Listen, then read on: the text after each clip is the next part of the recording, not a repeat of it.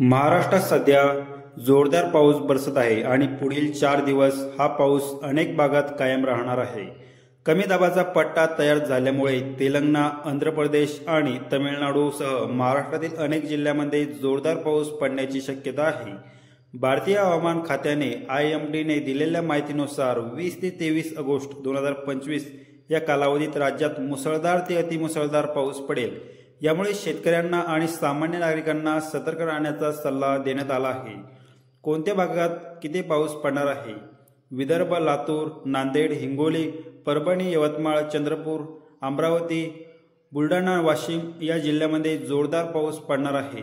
उत्तर महाराष्ट्र, नंदुरबार, धुळे, जळगाव, नाशिक आणि सनाटा येथे गेल्या काही दिवसापासून पाऊस सुरूच आहे आणि तो अजून 3-4 दिवस चालेल। कोकण, संपूर्ण कोकणपट्टी विशेषतः रत्नागिरी, रायगड आणि सिंधुदुर्ग येथे मुसळधार पाऊस ते अतिमुसळधार पाऊस पडण्याची शक्यता आहे। पश्चिम महाराष्ट्र, सोलापूर, सांगली, सातारा, संभाजीनगर आणि अहमदनगर येथे चांगला पाऊस होईल। पुणे आणि मुंबई, पुणे जिल्हा, नाशिक आणि इगतपुरी काही तालुक्यामध्ये यंदा कमी पाऊस झाला होता, पण आता अतिमुसळधार पावसाची शक्यता वर्तवण्यात येत आहे। चला तर आपल्या व्हिडिओ इथे संपला आहे। व्हिडिओला लाईक करून घ्या आणि चॅनलवर पहिल्यांदा आला असाल तर चॅनलला सबस्क्राईब करून घ्या, कारण आपण हवामान अंदाज इथे देत असतो। धन्यवाद।